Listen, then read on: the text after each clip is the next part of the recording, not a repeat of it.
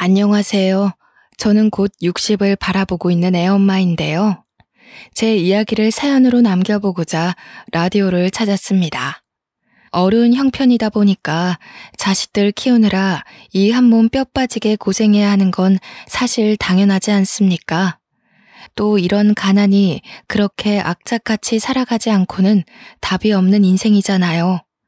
그러나 저는 가난한 지난 삶을 한탄하고자 이 글을 쓰게 된 건 아니고요. 제게는 목숨보다 중요한 아들이 있는데 아들 문제 때문에 이 사연을 쓰게 되었어요. 아들 흉을 보려는 건 아니지만 아들의 실수로 인해서 하마터면 가난보다 더 고통스러운 시간을 맞을 뻔했거든요. 정말 용기 내서 이 사연을 들려드리는 거라 부디 누구의 탓은 말아주시고 감상 부탁드립니다. 저는 남편과 결혼한 지 10년 만에 남편과 사별을 했는데요. 한순간에 홀몸이 된 저를 버티고 극복할 수 있도록 만들어준 자랑스러운 존재들이 있습니다. 바로 남편의 자리를 든든하게 채워준 두 아들이었죠. 첫째 아들과 둘째 아들은 나이 차이가 10살이 나는데 거의 첫째가 둘째를 키우다시피 보살폈어요.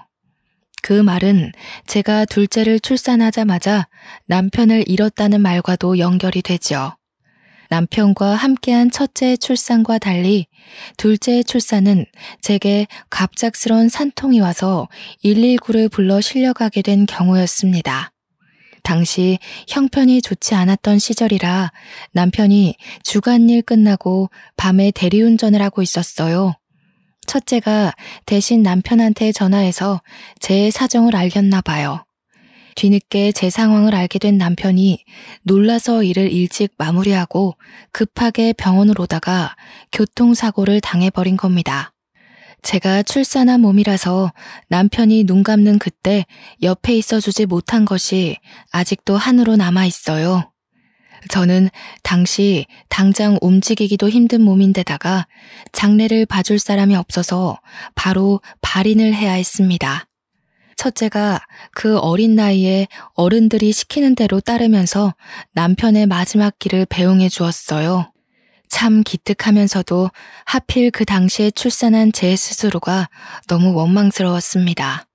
남편과 저는 함께 가난했지만 남편이 늘 제게 풍족한 사랑을 주면서 버팀목이 돼주었는데요.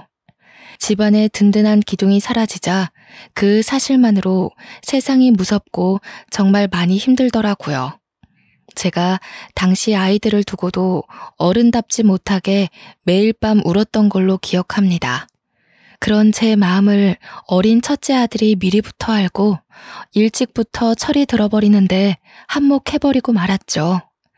첫째는 어린이일 때부터 아이답지 않았거든요. 첫째가 당시에 초등학생이었는데 갓 태어난 둘째 때문에 제대로 어리광도 한번 못 피워본 착한 아이예요. 저도 남편을 잃고 정신없는 상황에서 둘째한테만 신경을 쓰는 바람에 첫째를 많이 못 챙겼거든요. 그럼에도 첫째는 불평도 없었고 학업 성적이 떨어지는 것도 아니었습니다. 오히려 반장까지 하면서 반에서 모범을 보였어요.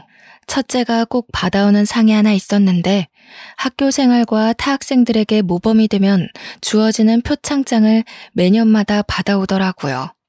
그럴 때면 둘째만 챙기느라 첫째의 학교 생활을 들여다봐주지 못한 것이 얼마나 미안한지 모릅니다. 아직까지도 첫째 아들만 생각하면 엄마 노릇 한번 못해준 게 그렇게 후회와 미련이 남아요. 알지만 그럼에도 불구하고 당시 제겐 갓난아기인 둘째가 너무도 큰 영역을 차지하고 있었어요. 한 번씩은 제가 아이에게 해선 안 될 기대를 첫째에게 바라면서 화낼 때가 있었는데요. 호준아, 엄마가 동생한테서 눈 떼지 말라고 그랬잖아. 아유, 애 머리 빨개진 것 좀 봐. 멍들겠네. 이런 데 올려놓으면 금세 구부러진다고 몇 번을 얘기했어. 내가 분명히 보고 있었는데 잠깐 화장실 다녀온 건데 호영이 어떡해? 많이 다쳤어? 다음에는 더 조심할게. 죄송해요. 지금 생각해도 제가 유독 첫째한테는 참 계모 같은 엄마였죠. 그 어린이가 저 때문에 친구들과 놀지도 못하고 갓난아기를 봐야 하는 그 심정을 제가 차마 이해해주지 못했으니까요. 아무것도 모르는 첫째가 갓난아기를 돌보는 건 정말 말도 안 되는 일이잖아요. 둘째에게도 잘못된 육아 방식이고 첫째에게도 참 못할 짓을 하고 말았습니다. 하지만 그 당시에는 왜 그렇게 자꾸 첫째가 어리다는 사실을 잊어버리고 계속 첫째에게 과한 의지를 했는지 모르겠습니다. 아무리 사정이 힘들고 혼자서 두 아이를 기르는 것이 버겁다고 해도 내 아이한테 그러면 안 되는 거였는데 저도 현재 많이 반성하고 있답니다. 첫째는 제 꾸짖음에 서운해서 엇나갈 법도 한데 동생을 더 잘 보려고만 했지 결단코 제게 반항하거나 윽박지른 적이 단 한 번도 없었어요. 제가 가끔씩 구했던 일이 아파트 청소였는데 첫째가 학교 안 가는 날이면 동생까지 업고서 같이 청소를 도와주곤 했습니다. 그게 아파트 단지에 소문이 났는지 지나가는 주민들이 전부 우리 첫째를 보면서 경악을 금치 못했고 일부러 저희를 들여다보러 오는 사람들도 있었습니다. 어머나, 조그마한 애가 아기를 업고 있네. 기특하긴 한데 너무 힘들겠다. 얘, 너 힘들지 않니? 엄마 혼자 청소해도 되니까 집에 가는 게 좋지 않겠어? 아니요, 하나도 안 힘든데요. 저는 어려서 힘 많아요.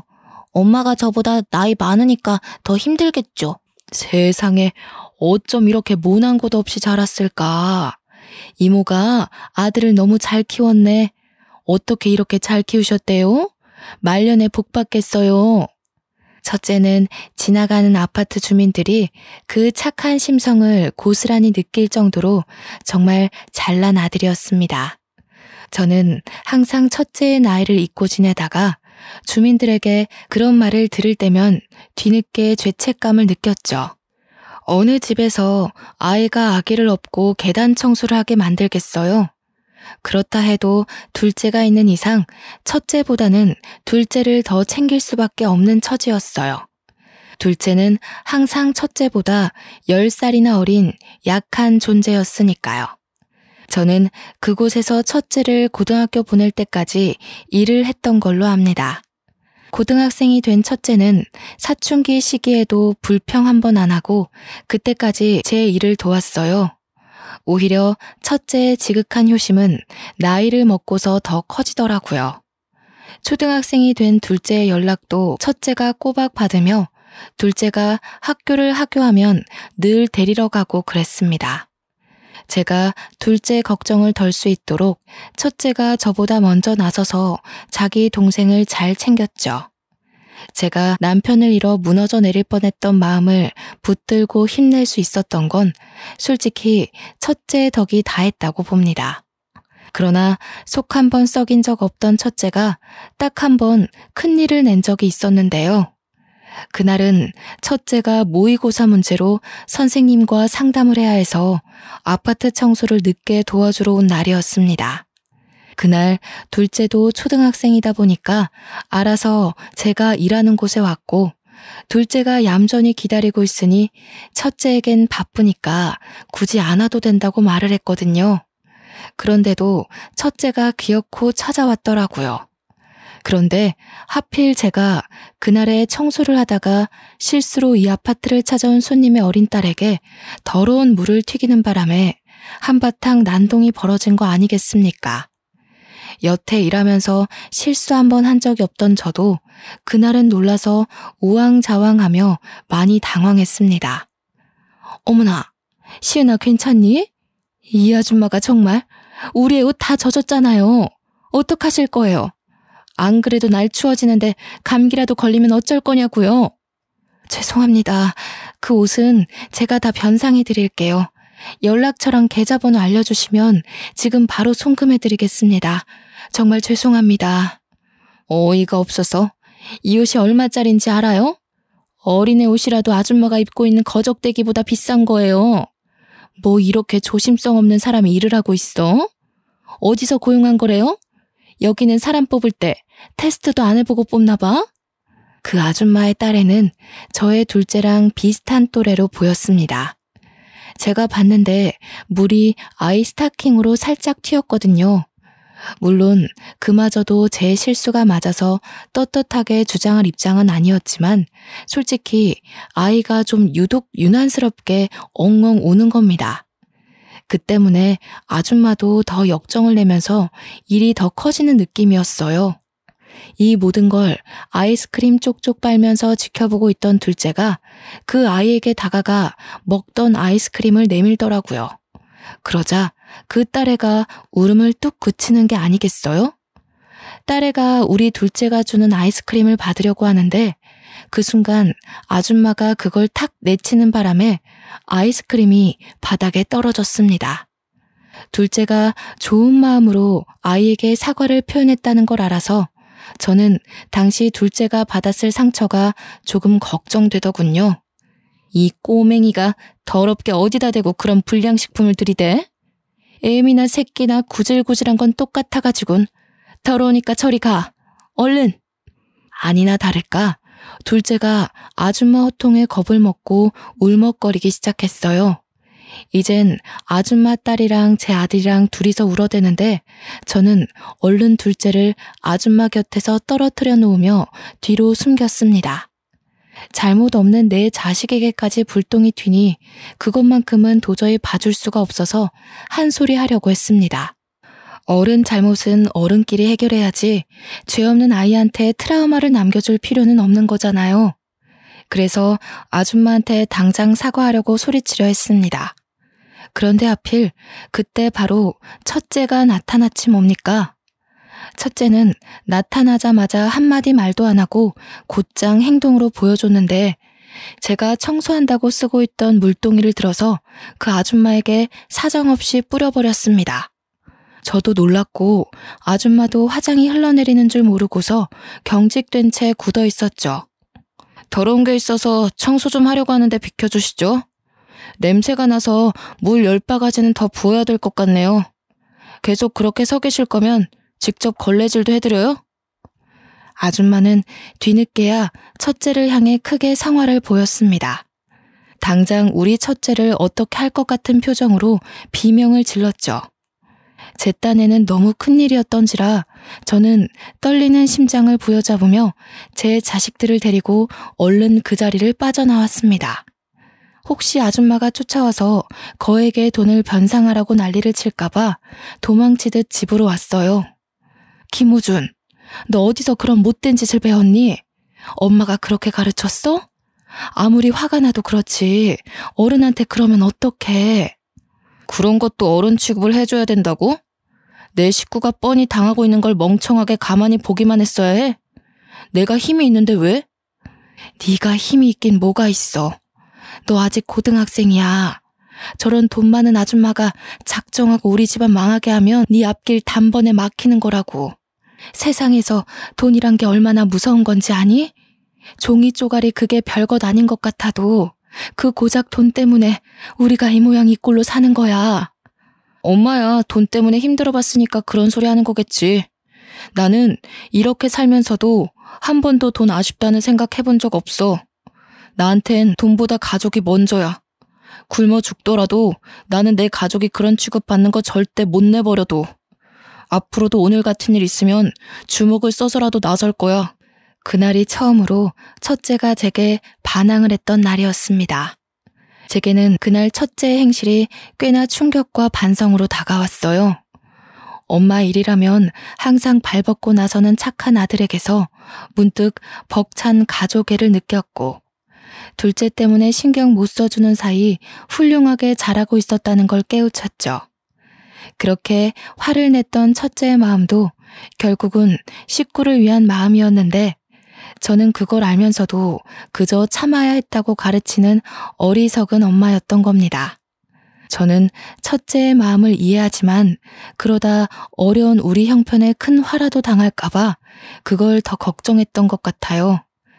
첫째한테 한 소리 들은 그날 이후 제 자신이 정말 창피하더군요. 가족이 없었다면 돈 같은 것도 이렇게 악착같이 비굴하게 쫓지 않았을 텐데 결국 돈이 필요한 근본적인 이유가 가족인 건데 사는 게 버거운 나머지 그 중요한 걸 잊고 있었지 뭡니까. 저는 그 아줌마의 강력한 민원 때문에 결국 일을 잘렸으나 그게 첫째 탓이라고 생각하지 않았습니다. 첫째는 자기의 욱한 성질 때문에 제가 잘린 거라고 사과를 하더군요.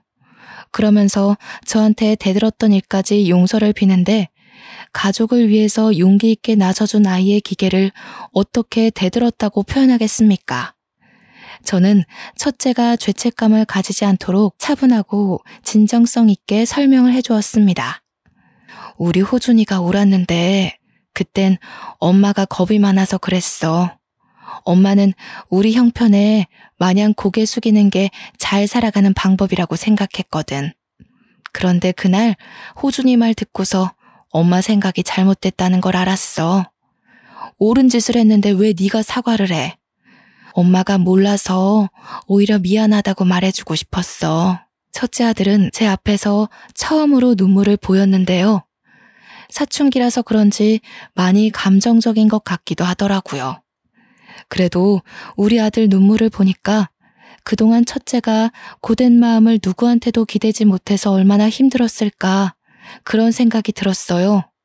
너무 가슴이 미어지는 것 있죠? 그날 밤은 둘째가 아닌 첫째 등을 토닥토닥 두들겨주면서 그 다 큰 아이를 재워줬네요. 그 이후로 가끔씩 그 아파트를 지나가면 주민들이 저희를 알아보고 아쉬워하며 안부를 물어봐주곤 했습니다. 특히 첫째를 많이 궁금해하셨는데요. 첫째가 곧 대학 입학을 앞두고 있다니까 세월 참 빠르다면서 자기 아들 생각하듯 진심으로 자랑스럽게 봐주더라고요. 그러면서 감사하게도 첫째 수능 잘 보라고 이런저런 간식 선물도 많이 받았습니다. 하지만 첫째는 대학을 가지 않는 걸 택했어요. 바로 경시 공부를 하겠다고 하는데 저는 처음에 그런 첫째의 생각을 반대했죠. 그럼에도 첫째는 완강하더라고요. 아빠 생각도 엄마랑 같았을 거야. 내 자식들 남들 하는 만큼 똑같이 누리게는 못해줘도 시켜줄 수 있는 공부는 꼭 시키자고. 아빠랑 그렇게 약속했었어. 엄마가 대학 보내줄 수 있다는데 왜 안 가겠다는 거야? 돈 때문에 그래? 나는 불의를 일으키는 사람이 너무 싫어서 경찰이 되려는 건데 경찰대학 가는 게 아니라면 굳이 대학을 갈 필요 없어. 무용지물인 스펙을 뭐하러 돈 벌어가면서 다니겠어? 공채 시험으로도 충분해. 빨리 경찰이 돼서 한 살이라도 체력 좋을 나이에 승급할 거야. 어릴 때부터 그랬지만 첫째의 결정은 제가 어떻게 말릴 수가 없어요. 물론 내버려 두더라도 그게 염려되는 건 없었습니다. 첫째가 제 알아서 잘하는 것도 있고 꼭 한다면 하는 아이였거든요.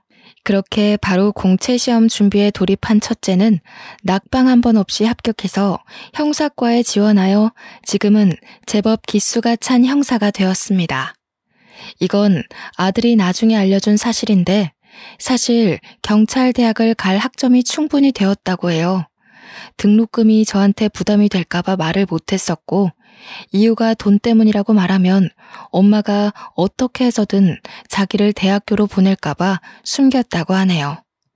성적에 대해서 알리지 말아달라고 고등학교 담임 선생님한테 따로 부탁까지 했다는 거 아니겠어요? 이런 철두철미한 아이를 제가 어찌 이기겠습니까? 첫째가 번듯한 직장인이 되어주는 덕분에 우리 가정은 제법 빠르게 안정을 찾았어요. 청소 일을 잘리는 바람에 고깃집에서 불판 닦는 일을 하던 저는 첫째의 제안으로 일을 완전 관두게 되었고요. 둘째는 첫째가 보내주는 돈 덕분에 수월하게 대학을 갈 수 있게 되었습니다. 둘째도 형을 따라 대학을 가지 않고 바로 직장인이 되길 원했지만 첫째가 둘째만큼은 대학을 가서 좀 더 대접받는 삶을 살길 바라더라고요. 형은 대학 안 가도 돈 잘 벌고 있잖아. 나도 굳이 대학 갈 필요 없다고 생각했어. 자격증 준비하고 혼자 공부해서 취업할래. 형, 여기까지 오는데 엄청 힘들었어. 그래도 형은 맷집이 강해서 어느 누가 질타를 해도 쉽게 이겨낼 고집이 있었거든. 근데 우리 착한 호영이는 마음이 여리잖아. 그래서 형은 호영이가 좋은 스펙 쌓아서 형보다 더 좋은 직업을 가졌으면 좋겠어. 그것도 또 하나의 힘이 되거든. 저는 우리 가정이 올바른 길로 나아갈 수 있는 것이 모두 첫째 혼자 이뤄낸 성과라고 생각했습니다. 그러나 첫째는 늘 저한테 은혜를 빚졌다고만 하는 거 아닙니까? 갚으려면 한참 멀었으니까 저더러 효도받을 기대하라고 하는데 얼마나 든든한지 모릅니다. 아들 둘을 이렇게 멋지게 키워놓으니까 문득 오랜만에 남편 생각이 나더라고요. 남편이 둘째는 보지 못했지만 첫째와의 추억은 많이 가지고 있었는데 마냥 어린아이였던 첫째가 이리 멋지게 커준 걸 보고 얼마나 기특해할까 그 얼굴이 선명하게 상상되는 거 있죠. 하늘에서 우리 든든한 첫째를 지켜보면서 이제 그만 안심하고 있지 않을까 하는 생각이 들었습니다. 이렇게 앞으로 잘 될 일만 생길 줄 알았던 저희 가정에 가난이 아닌 또 다른 고비가 찾아왔는데요. 바로 둘째 아들의 일입니다. 둘째가 사실 제겐 좀 아픈 손가락이에요. 아빠 얼굴 한번 못 보고 자라게 한 것도 미안한데 어릴 때부터 건강했던 첫째와 달리 둘째는 잔병 치레가 많았거든요. 그래서 첫째보다 더 많이 살펴보고 돌보기도 했습니다. 첫째도 허약한 동생을 알아서 걱정하고 챙기고 신경 썼죠. 어쩌면 우리 둘째가 여전히 품 안의 아이같이 느껴지는 건 저와 첫째가 그만큼 둘째에 대한 걱정이 앞섰기 때문이었어요. 그런데 그렇게 얌전하기만 하던 둘째가 뜻밖의 우리 가정을 구렁텅이로 빠뜨릴 뻔한 적이 있는데요. 대학을 졸업한 둘째가 취업도 한번 해보지 않았는데 뜬금없이 결혼을 하겠다고 하는 거 아니겠습니까? 그날 밥을 먹다가 그 어처구니 없는 소리를 듣고 저랑 첫째가 놀라서 밥숟가락을 놓았습니다. 뭐라고? 호영아, 방금 결혼이라고 했니? 갑자기 무슨 결혼을 해.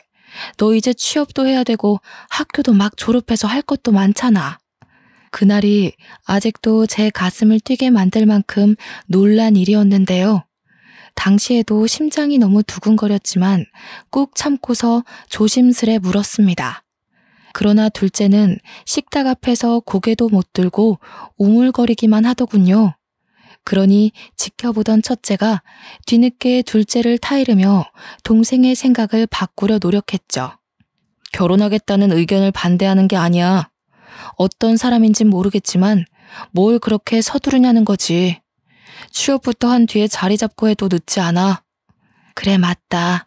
호영아, 형 말이 맞아. 옛날이야 일찍부터 결혼을 했었지만 지금은 시대가 달라졌잖니. 너도 알 거 아니야. 요즘 애들이 네 나이에 어떤 일을 하는지. 결혼은 나중에 30 중반쯤 해도 늦지 않아. 저와 첫째는 나름대로 둘째의 마음을 존중하면서 그 생각을 돌리려고 했습니다. 그러나 둘째가 뒤이어 하는 말에 결국 첫째가 먼저 평정심을 잃고 말았지 뭡니까. 저도 둘째의 뒤은 고백에 너무 놀라 숨이 멎는 줄 알았습니다. 그게 무슨 소리야? 임신이라니? 지금 사고를 쳤다는 얘기야? 너 이거 사실 맞아? 도대체 밖에서 무슨 짓을 하고 다니는 거야? 같은 과 여자애랑 사귀고 있었는데 술 먹고 실수를 해서 나도 모르고 있었는데 알고 보니 임신이라고 하더라고. 사진도 있어. 둘째가 휴대폰으로 보여주는 초음파 사진에 저는 심장이 내려앉았고 첫째는 더 큰 소리로 둘째를 나무랐습니다. 둘째는 잘못했다고 할 뿐이었어요. 이게 다 무슨 일이라니. 어머나, 여보, 우리 아들이 어떻게 이런 큰일을. 이 사실을 여자 쪽에도 알고 있을 거 아니니. 그쪽에선 얼마나 더 청천벽력이겠어. 아이고 준아, 네 동생을 어쩌면 좋아. 이 일을 어떡하니? 저희끼리 날고 긴다고 상황이 달라지는 게 아니라는 거 압니다. 결국엔 정해진 길을 따라 걸을 수밖에 없다는 것도 알고 있었고요. 한참을 소갈이 하다가 저는 할 수 없이 둘째가 임신시켰다는 그 여자를 데려오라고 했습니다. 첫째가 나서서 반대를 했지만 저는 첫째까지 설득시켜서 일단 그 아가씨를 한번 만나보기라도 하자고 했어요. 그렇게 며칠 뒤 둘째가 데려온 앳된 아가씨를 만났는데요. 그 아가씨는 둘째보다 1살이 적었고 배가 살짝 불러있더라고요. 아무래도 임신을 하고 나서 곧바로 저희에게 밝힌 게 아닌 듯 했어요. 듣자 하니 아가씨는 이미 식구들에게 임신 사실을 알리고 제 아들과의 결혼을 허락받았다고 하네요. 저는 아가씨 쪽에서 그렇게 빠른 결정이 내려질 줄 몰랐던지라 솔직히 좀 당황했습니다. 여자 쪽에서 어떻게 내 딸한테 그런 짓을 했냐고 제 아들을 나무랄 줄 알았거든요. 생각보다 많이 시원한 여자 쪽 식구에 놀라 있는데 뒤이어 아가씨가 하는 말은 저를 더 당황하게 만들었습니다. 어머님께서 허락만 해주시면 저희 어머님 집에 바로 합가를 할까 해요. 결혼식 하기엔 돈이 없으니까 이 집 들어오게 되면 혼인신고 먼저 하려고요. 허락해 주실 거죠? 신혼 차릴 여건이 안 되니까 분가보단 합가를 하는 게 좋겠죠. 그런데 둘이 경제적으로 준비된 것도 없으면서 뭘 어쩌겠다고 그런 실수를 저질렀어요? 어릴수록 더 조심했어야지. 쫓기듯 이 상황까지 오게 됐다지만 지금 이게 얼마나 큰일인지 알기나 하는 건가? 알아. 그래서 반성하고 있어. 그렇지만 지금은 이미 아이가 생겨버려서 형이 돈 잘 벌잖아. 형이 좀 빌려주면 내가 취업해서 꼭 갚을게. 둘째 말 그대로 우리는 첫째 덕분에 30평대 아파트로 이사를 오게 된 건데요. 서울 아파트 비싸잖아요. 온전히 첫째의 벌이로 전과 비교할 수 없을 만큼 편안한 팔자를 누리는 중이었어요. 그럼에도 첫째 등골이 크게 휘는 정도가 아니었다는 건 첫째가 확실히 경제적으로 지분이 크다는 말과 같습니다. 둘째랑 아가씨 둘이서 나름대로 방법을 생각했던 건지 둘째가 자기 형 눈치 보면서 말을 하는데 다소 기가 막혔던 건 옆에서 낯짝 뻔뻔하게 들고 있는 아가씨의 말 때문이었어요. 아주버님이라고 불러야 되겠죠? 그런 말 생전 해본 적이 없어서 어색하다. 아주버님, 저희 돈 좀 빌려주시면 안 될까요? 진짜 꼭 갚을게요. 호용 오빠가 경영학과 나왔잖아요. 대기업 취직하면 금방 갚을 수 있어요. 그 돈을 왜 제 동생만 저한테 갚아야 된다고 생각해요? 그쪽은 제 동생한테 빌붙기만 할 거라는 뜻이에요? 어머, 무슨 말씀을 그렇게... 당연히 저랑 호용 오빠 결혼하게 될 텐데 그럼 호용 오빠 돈이나 제 돈이나 같은 거죠. 원래 부부라는 게 그런 거잖아요. 쓸데없이 당찬 아가씨의 모습에 첫째뿐 아니라 저도 할 말 잃었습니다. 잠깐의 만남으로만 봐도 아가씨 성품이 얌전한 타입은 아니라는 게 느껴졌거든요. 어쩌다가 우리 조용한 둘째 아들이 이런 왈가닥 여자와 어울리게 되었는지 나중에는 현기증이 나더라니까요. 별 수 없이 이대로 결혼을 시켜야 하는 건가 골머리를 앓고 있었는데 며칠 뒤 뜻밖의 일이 생겼습니다. 둘째가 면접 보러 가서 없는 집에 그 아가씨가 혼자 찾아온 거 아니겠습니까? 첫째도 근무 시간이라서 그 시간에는 저만 집에 있었어요. 어머님, 저 오늘 여기서 저녁 먹으려고 왔어요. 호용 오빠랑 같이 오려고 연락했는데 호용 오빠가 먼저 가 있으라고 하더라고요. 들어가도 되죠? 곧 식구가 될 아가씨니까 집에 오는 건 문제되지 않았습니다. 그러나 이렇게 무작정 찾아오는 것이 한두 번이 아니라는 겁니다. 한 번 찾아오기 시작한 아가씨는 일주일에 4번 정도는 연달아 찾아왔어요. 어떨 때는 둘째 방에서 자고 가기도 했습니다. 배가 불러있는 여자를 함부로 내칠 수도 없고 결혼하기 전까지 거리를 두라고 떼어놓을 수도 없어서 참 난감하더라고요. 결국은 둘이 결혼을 시켜야 하는데 저도 하루 일찍 며느리로 집에 들여야 하나 고민이 더 늘어갔어요. 결혼을 시키는 쪽으로 마음이 기울던 어느 날 둘째와 아가씨 관계에 대해 다시 돌아보게 된 계기가 있었는데요. 역시나 첫째와 둘째가 없는 그 시간에 아가씨가 또 찾아와서 오후부터 둘째 방에서 뒹굴거리고 있었어요.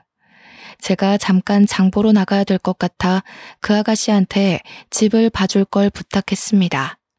네, 어머님. 천천히 다녀오세요. 참, 오시는 길에 복숭아 하나만 사주시면 안 될까요? 호영 오빠 아이가 아무래도 딸인 것 같아요. 자꾸 복숭아가 먹고 싶은 것 보면. 어차피 장 보러 가는 거라서 복숭아 하나 사오는 건 어렵지 않았어요. 알겠다고 말한 뒤 문단속 잘하고서 나섰는데 깜빡하고 장바구니를 안 챙겨왔더라고요. 당시 둘째 문제로 정신머리가 없어서 뭘 자꾸 까먹게 되는 거 있죠.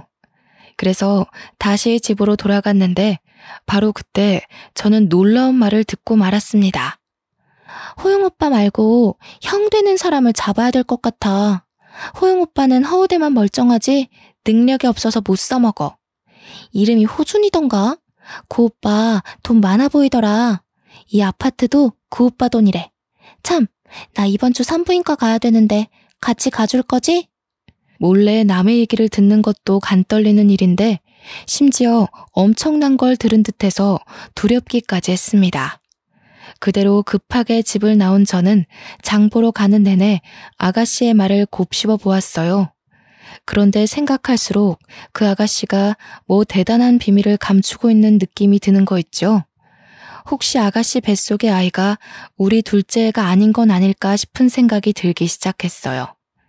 그러나 단지 엿들은 내용만으로 뭘 어떻게 알아볼 방법이 없어서 떨리는 가슴만 안고서 시간을 흘려보냈습니다.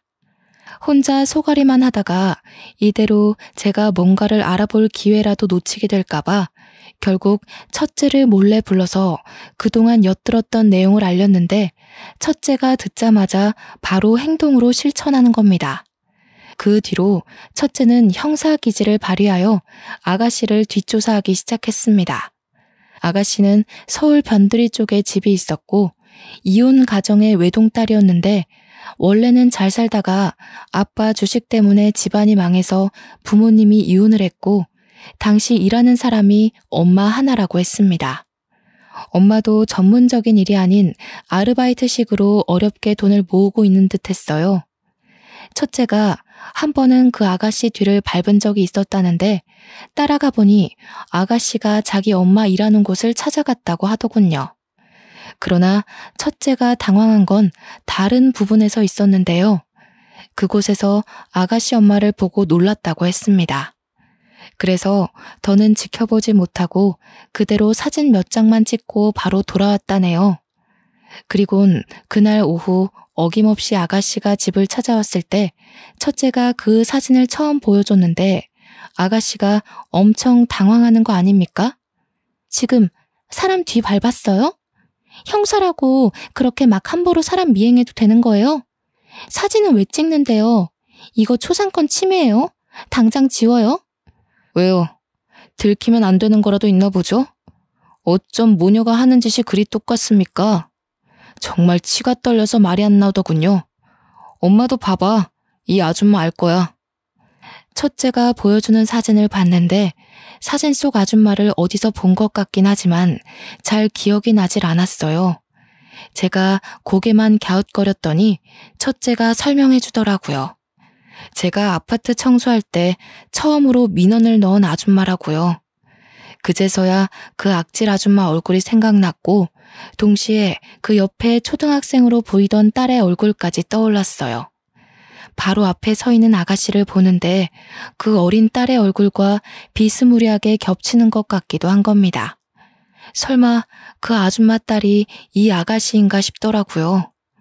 둘째도 당시에 초등학생이었지만 자기 딴에는 큰일이어서 그런지 그때의 상황을 기억하는 것 같았어요. 우리 집 정보 알고 고의로 접근한 건 아닌 것 같으니까 그걸로 캐묻진 않을게요. 그런데 그 뱃속아이 내 동생애 맞아요? 사진 속 이 남자애 아니고요. 뭐요? 무슨 소리 하는 거예요?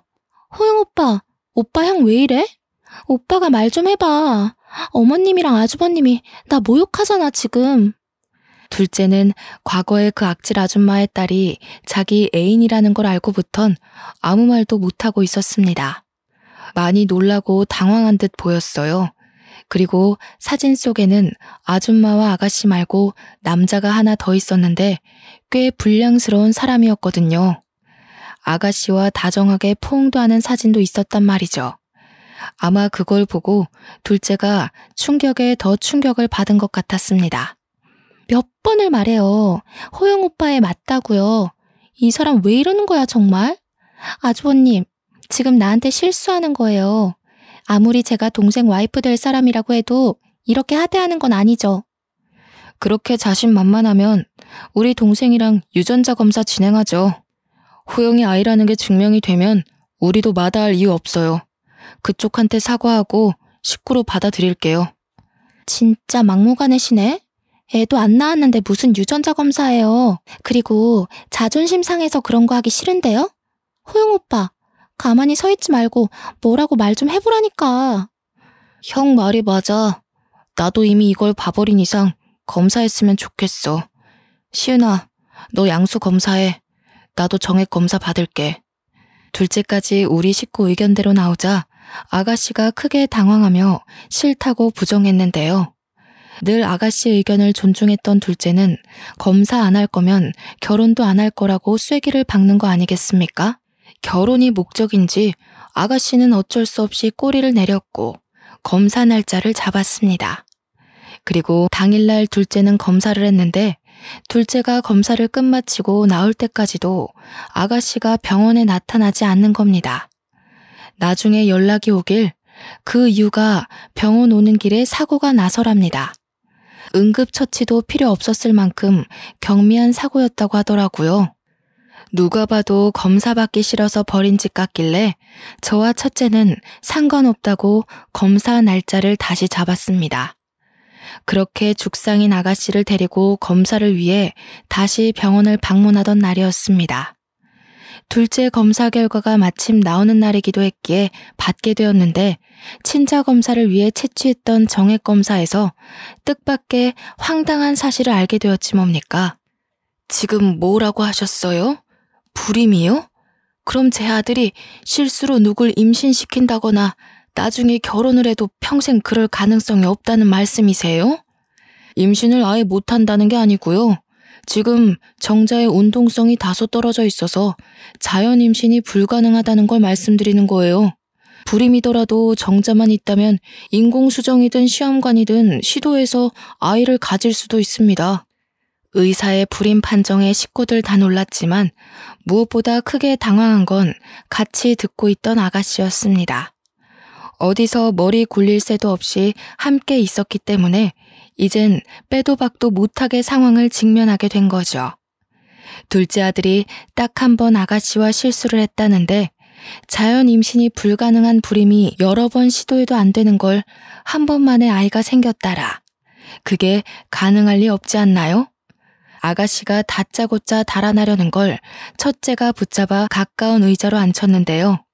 결국 병원에서 사람들 다 보는데 저희는 대판 싸움을 벌이고 말았습니다. 그럼 어떡해요? 저도 먹고 살아야 될 거 아니에요.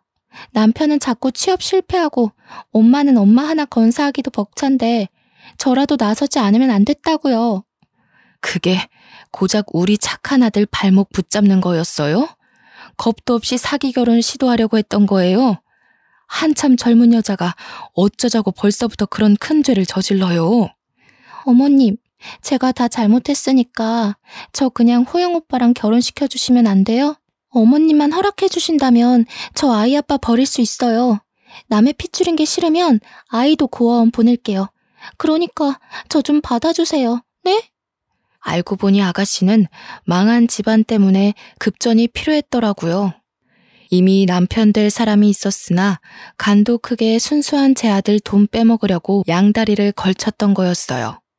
그런데 이제 그런 구질구질한 식구 핏줄 다 버리겠다고 하는 거 아니겠습니까? 옆에서 듣는 내내 안쓰럽기는커녕 정말 최악이었습니다. 누가 너랑 결혼해 준대? 난 네가 그런 상식 없는 생각을 가진 애인 줄도 몰랐어. 남의 애라지만 너는 그 아이 엄마 아니야? 어떻게 태어나지도 않은 애를 버린 애 만에 쉽게 짓거릴 수가 있어? 정말 최악이다. 엄마가 허락하더라도 내가 너랑 결혼 안 해. 알겠어? 아빠가 이러면 안 되지. 내가 누구 믿고 여기까지 온 건데. 나는 그 남자보다 오빠를 더 좋아해. 어떻게 하면 믿어줄 건데, 응? 둘째가 더는 말을 잇지 않고 아가씨를 외면하자 첫째가 나서서 경찰서로 가자고 붙잡았습니다. 그러자 아가씨가 느닷없이 바닥에 무릎을 꿇더니 첫째 바지가랑이를 붙잡고 사정을 하더군요. 안 돼요. 이대로 가면 저희 집 진짜 망해요. 저희 엄마 식당에서 어렵게 돈 벌며 사는 거 알잖아요. 이대로 신고당하면 저희 다 길바닥에 나앉아야 돼요. 제발 경찰서는 안 돼요. 이렇게 빌게요. 우리가 아가씨의 엽기적인 사기 행각을 봐줄 생각은 아니었지만 주위에서 듣고 있던 모든 사람들마저 하나같이 아가씨 연기에 속지 말라고 당부하더군요. 겁도 없이 요즘 같은 세상에 저런 하찮은 짓을 한다고. 당장 빵에 넣어야 제2의 피해자가 안 나온다며 잡아가라 난리였습니다.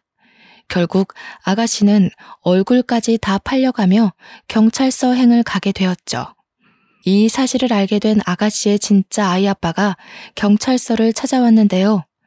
둘째와 저는 그 남자의 실체를 처음 본 거나 다름없었는데 상당히 우람하고 몸집이 컸습니다. 그런 남자가 다짜고짜 우리 둘째한테 상간남 소송할 거라고 난동을 부리는 거 아니겠어요? 그러나 첫째가 그 자리에서 바로 반박을 해버려 입을 싹 다물게 만들어버렸죠. 아가씨와 그 남자가 혼인 사이도 아니었을 뿐더러 정황상 둘이서 우리 둘째에게 사기 행각을 벌이려 했다는 사실만 도드라질 테니 소송에도 당연히 기각될 거라고 말했고 오히려 우리 쪽에서 피해배상 청구 소송을 걸 테니 기대하라는 경고를 날려버렸습니다. 제가 법에 대해 잘 모르다 보니까 첫째의 말이 맞는지 아닌지도 모르겠더라고요. 그래서 우리 둘째도 아가씨랑 혼인 사이가 아닌데 피해배상 청구가 가능하냐고 슬쩍 물어봤더니 결혼을 전제로 만나온 관계라면 소송 제기가 가능하다고 하네요. 똑부러지는 첫째의 대처 덕분에 저희는 더 이상 협박받는 것 없이 문제를 해결할 수 있었습니다. 저희 첫째가 한다면 하는 애라고 말씀드렸지 않습니까? 첫째가 동료 직원에게 소개받은 변호사에게 의뢰를 했고 작은 금액이라도 꼭 고소를 하여 혼쭐을 내줄 심산으로 파고들었으니 그 아가씨 쪽에선 무슨 일이 있어도 이 소송을 피해갈 방법은 없을 겁니다. 그 후로 둘째가 평소보다 좀 더 위축된 채 취업 준비도 못하고 집에만 있었는데요. 자신의 어리석고 부족한 판단력 때문에 가족에게 피해를 준 것 같아 한동안 우울감에 빠져 있더라고요.